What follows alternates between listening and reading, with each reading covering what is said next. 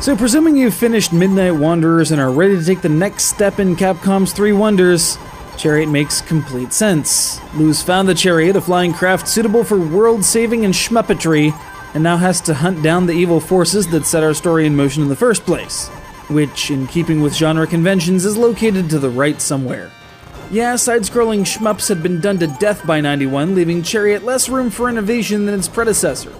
So if you can't do something wildly innovative, just do what everyone was expecting in the first place, but do it really, really well.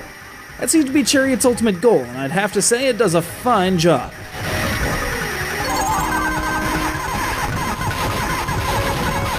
You fly to the right and shoot. That's pretty much standard, as are the types of shot upgrades you can collect over the course of the flight.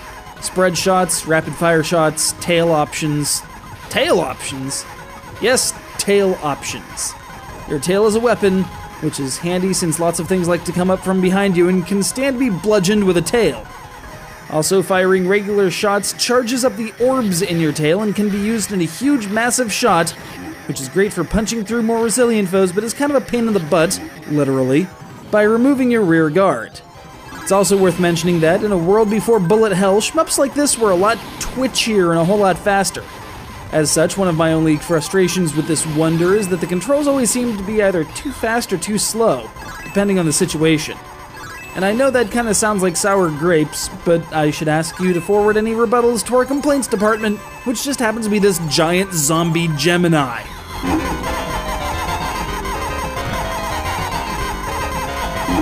Yep, as Lou cruises his way into space aboard the Chariot, he'll encounter various meteorological and astrological foes, weird faces embedded in the walls, some assets lifted directly from Midnight Wanderers. Hey, if that stuff's gonna be on the same storage medium, you might as well, right?